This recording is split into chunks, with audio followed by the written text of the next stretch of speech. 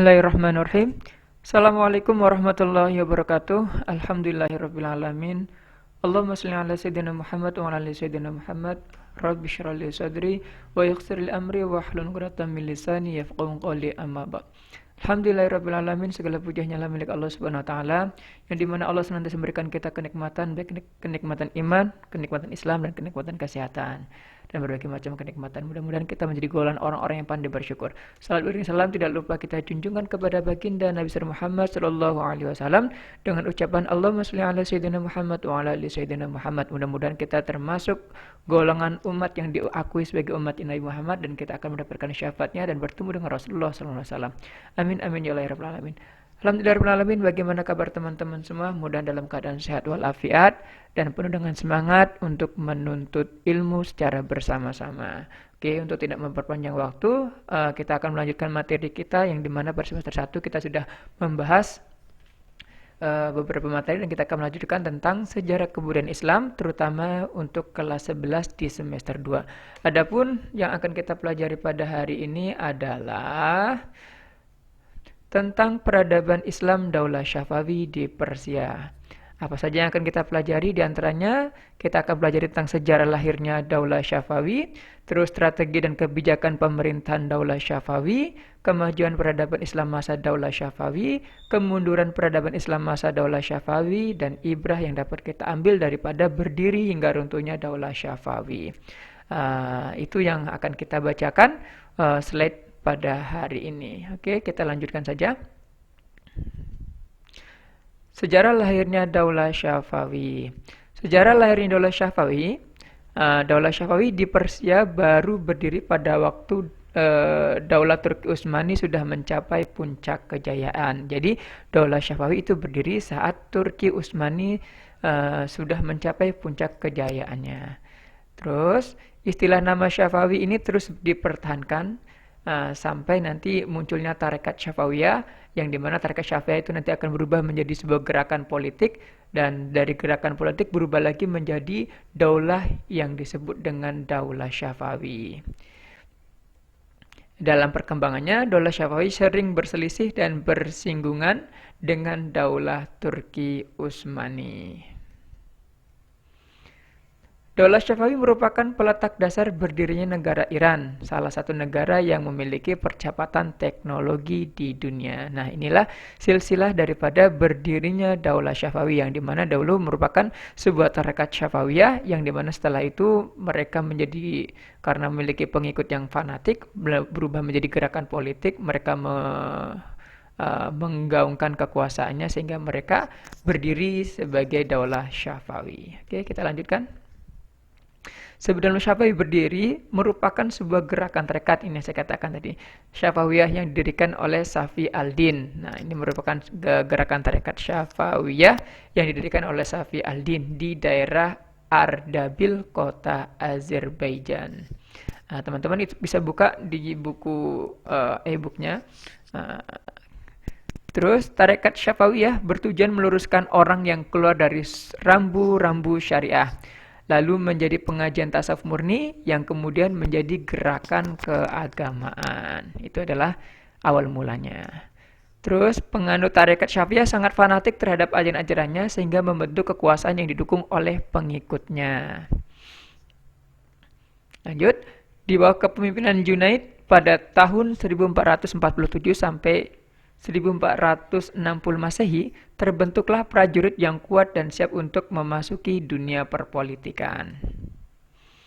Daulah Syafawi mengalami gesekan politik dengan penguasa Karakoyunlu atau salah satu suku Turki. Kelompok Junaid dikalahkan dan kemudian Junaid diasingkan. Hingga akhirnya nanti Junaid terbunuh saat hendak merebut Sirakasya pada tahun 1460 Masehi oleh tentara Sirwan, dan dilanjutkan oleh anaknya yaitu Haidar. Lalu kemudian Haidar menikah dengan cucu Uzun Hasan dan mempunyai anak Ismail, yang kemudian mendirikan Daulah Syafawi di Persia. Inilah cikal bakal daripada berdirinya dinasti atau daulah Syafawi di Persia, yang dimana dulu merupakan sebuah tarekat, lalu menjadi sebuah kajian tasawuf, lalu kemudian menjadi gerakan agama, yang dimana nanti mereka memiliki pengikut fanatik yang dimana dipimpin oleh Junaid. Akhirnya Junaid ingin terbunuh. Setelah terbunuh, Junaid ternyata memiliki seorang anak yang namanya Haidar, dan Haidar itulah yang kemudian memiliki anak yang namanya Ismail, yang dimana Ismail nanti merupakan pendiri daulah Syafawi di Persia. Pada tahun 1476 Masehi, Haidar mampu menguasai Sirakasia yang dipimpin oleh Sirwan. Namun, Aka Koyunlu mengirimkan bantuan militer kepada Sirwan dan Haidar terbunuh. Nah, ini dia. Yakub, pemimpin Kara Koyunlu, menangkap dan memenjarakan putra Haidar, Ali bersama saudaranya, Ibrahim, Ismail, dan ibunya di Fars. Dan jadi setelah Sirkasia itu dapat dikuasai oleh Haidar, namun tentara Sirwan itu mendapatkan bantuan daripada tentara Aka Koyunlu, yang dimana nanti mereka mampu membunuh daripada Haidar, yang dimana nanti Haidar memiliki seorang anak beserta istrinya itu ditangkap oleh para pemimpin Koyunlu, yang dimana nanti mereka dipenjarakan di situ. Yaitu anak Haidar diantaranya ada Ali bersama saudaranya, lalu ada Ibrahim, lalu ada Ismail, dan ibunya di Fars. Nah, itu dia. Pada tahun 1489-1493 Masehi. Terus mereka dibebaskan oleh Rustam, putra mahkota Aka Koyunlu, dengan syarat mau membantunya memerangi saudara sepupunya. Jadi putra Haidar, yaitu Ali bersama saudaranya Ibrahim, Ismail, dan ibunya itu dibebaskan oleh putra Rustam, tetapi memiliki tujuan agar dapat membantu untuk memerangi daripada saudara sepupunya. Namun tidak lama kemudian Rustam berbalik memusuhi dan menyerang Ali bersaudara, dan Ali pun terbunuh pada tahun 1494 Masehi. Nah, jadi setelah Ali membantu daripada Rustam, setelah mengalahkan saudaranya, akhirnya Ali pun dimusuhi kembali oleh Rustam, sehingga Ali terbunuh pada tahun 1494 Masehi. Terus kepemimpinan gerakan Syafawi diserahkan pada Ismail yang kala itu masih berusia 7 tahun. Ismail ini merupakan daripada adik atau saudara Ali. Nah, pada kurun waktu kurang lebih 5 tahun, Ismail membentuk pasukan Kizilbas atau Baret Merah, yang dimana mereka mampu mengalahkan Aka Koyunlu pada tahun 1501 Masehi. Nah, di kota Tabriz, Ismail memproklamirkan dirinya sebagai khalifah pertama daulah Syafawi. Itulah singkat cerita Ismail setelah menggantikan daripada kakaknya Ali. Lalu mereka membuat gerakan yaitu pasukan Baret Merah atau Kizilbas, yang dimana nanti mampu mengalahkan Koyunlu dan memproklamirkan dirinya sebagai khalifah pertama daripada daulah Syafawi. Teman-teman bisa baca bukunya. Ini kita ambil dari bukunya e-book SKI. Terus Ismail I memimpin daulah Syafawi kurang lebih 23 tahun, yaitu antara tahun 1501 sampai 1524 Masehi. Pada 10 tahun pertama, ia berhasil memperluas wilayah kekuasaannya hingga meliputi seluruh Persia dan bagian timur Bulan Sabit, yang dimana bagian timur Bulan Sabit ini merupakan tanah yang sangat subur dan pertanian yang sangat melimpah di sana. Terus pada tahun 1514 Masehi, Ismail I ingin menguasai daulah Utsmani, namun mengalami kegagalan. Secara terus-menerus antara daulah Syafawi dan daulah Utsmani selalu terjadi konflik yang berkepanjangan. Yang kedua, kita akan sudah memasuki strategi dan kebijakan pemerintahan daulah Syafawi. Terus langkah-langkah yang ditempuh Abbas satu dalam memajukan daulah Syafawi diantaranya adalah, nah jadi ini Abbas merupakan khalifah daripada daulah Syafawi, yang dimana pada masa Abbas inilah mengalami puncak kejayaan. Adapun strategi yang dilakukan oleh Abbas adalah satu, berusaha menghilangkan dominasi Qizilbash atau Daulah Syafawiyah dengan cara membentuk pasukan-pasukan baru. Nah, jadi Qizilbash ini adalah pasukan Baret Merah yang didirikan oleh Khalifah Ali, yang dimana akhirnya Abbas itu berusaha untuk menghilangkan dominasi Qizilbash atau Daulah Syafawiyah dengan cara membentuk pasukan-pasukan baru, yang dimana nanti anggotanya teman-teman bisa baca di bukunya siapa-siapa anggotanya di sana. Terus mengadakan perjanjian damai dengan Daulah Utsmani pada masa Abbas I merupakan puncak kejayaan Daulah Syafawi. Nah, jadi saat mengadakan perjanjian damai dengan Daulah Utsmani, Abbas itu berjanji untuk tidak akan menghina 3 khalifah pertama. Di antaranya itu Abu Bakar, Umar, dan Utsman bin Affan dalam khutbah Jumat. Nah, ini harus kita telusuri apa sebenarnya motif sebelumnya kok sampai mereka menghina daripada khalifah-khalifah tersebut. Tetapi ini akan panjang jika dijelaskan, dan saya juga termasuk belum menguasai daripada pembahasan tersebut. Jadi saya mohon maaf tidak menjelaskan kenapa mereka bisa memusuhi atau sering menghina daripada 3 khalifah tersebut. Apakah mereka termasuk golongan orang-orang Syiah atau seperti apa? Nah, karena Syiah adalah orang-orang yang mengkafirkan daripada para sahabat, yang tidak mengakui daripada para sahabat. Kita lanjut. Silsilah pucuk pimpinan Syafawiyah yang dimulai dari suatu gerakan tarekat secara berturut-turut. Tarekat ini dipimpin oleh satu, yaitu ada Syekh Saifuddin, yang kedua ada Sadruddin Musa, lalu ada Khwaja Ali, lalu ada Ibrahim Junaid, ada Haidar, ada Ali.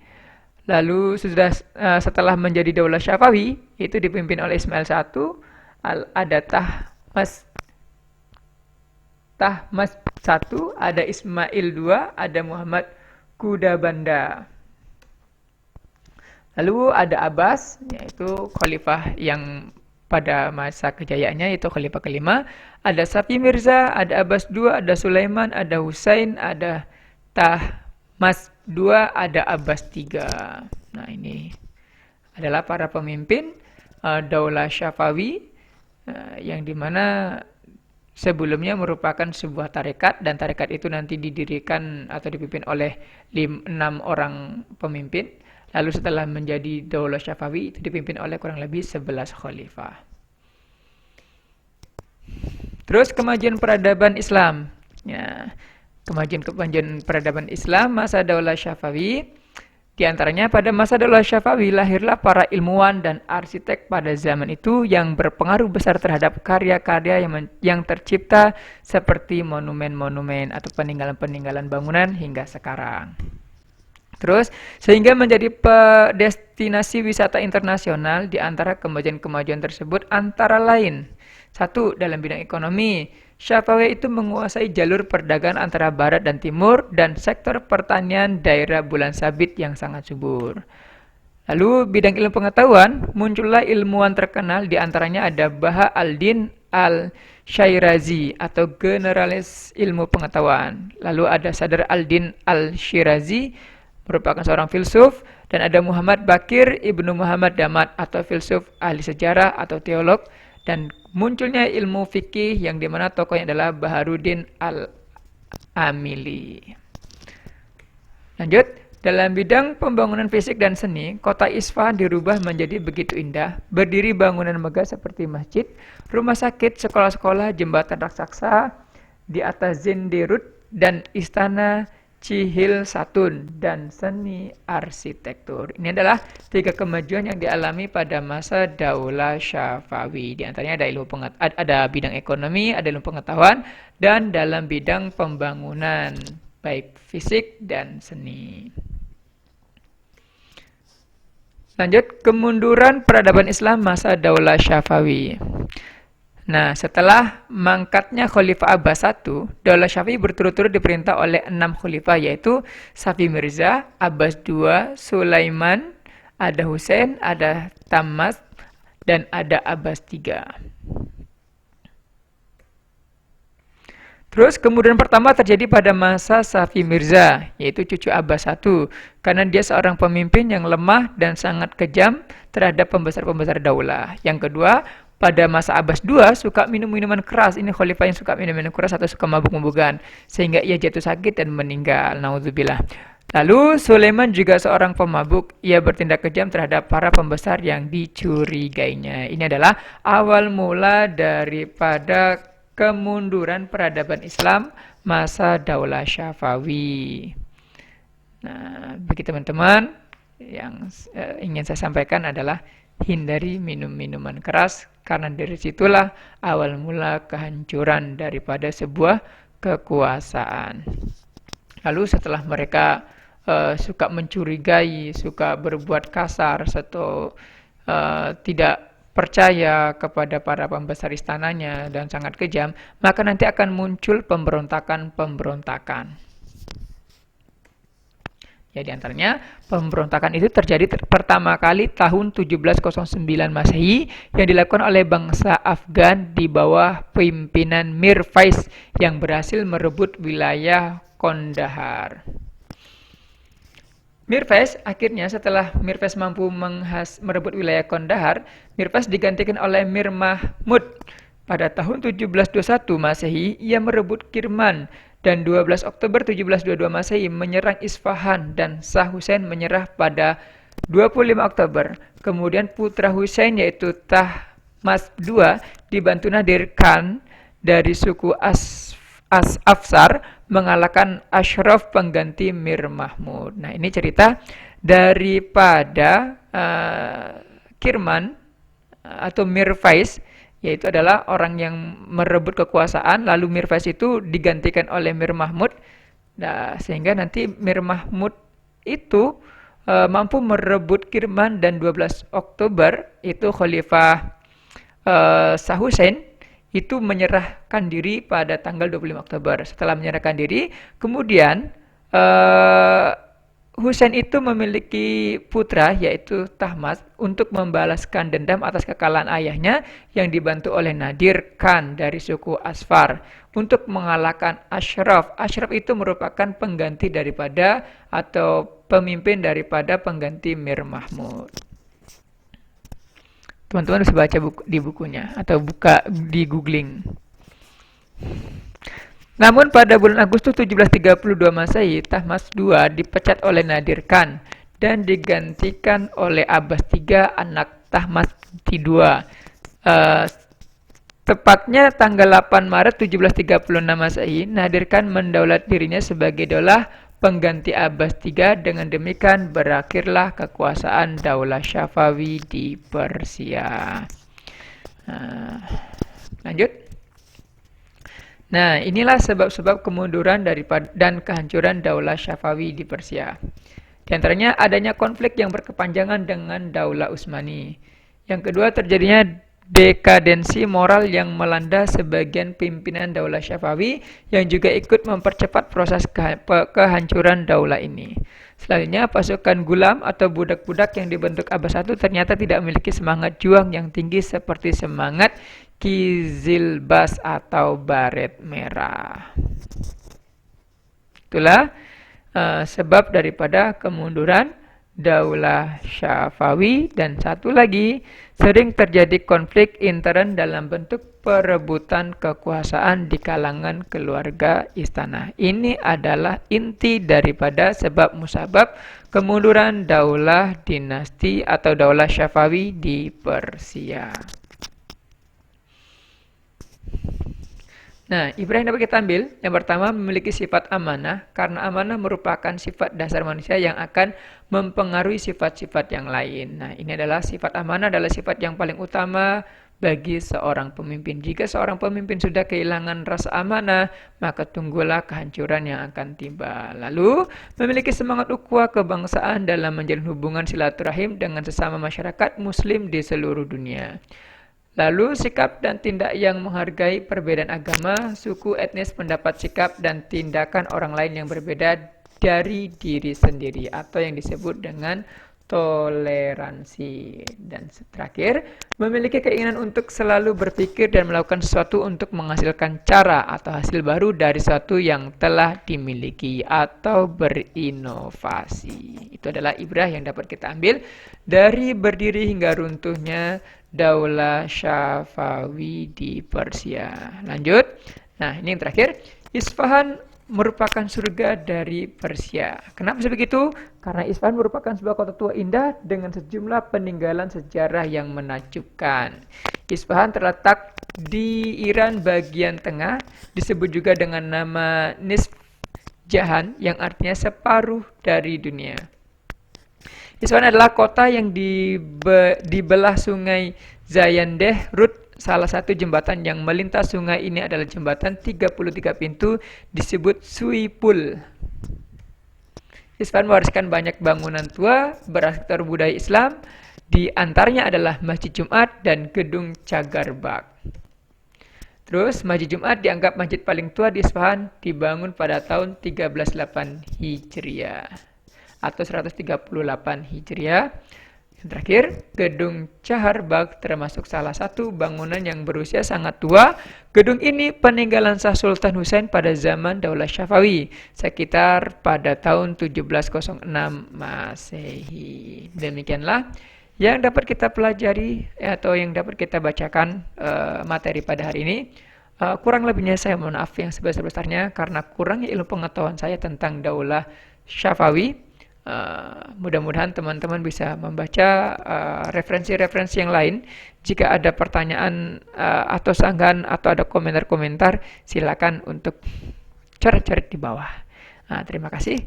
Kurang lebihnya saya maaf sekali lagi, saya mohon maaf kepada teman-teman semua dan kepada Allah saya mohon ampun atas kekurangan ilmu saya. Demikian kita tutup dengan subhanakallahumma bihamdika asyhadu alla ilaha illa anta astaghfiruka wa atubu ilaik.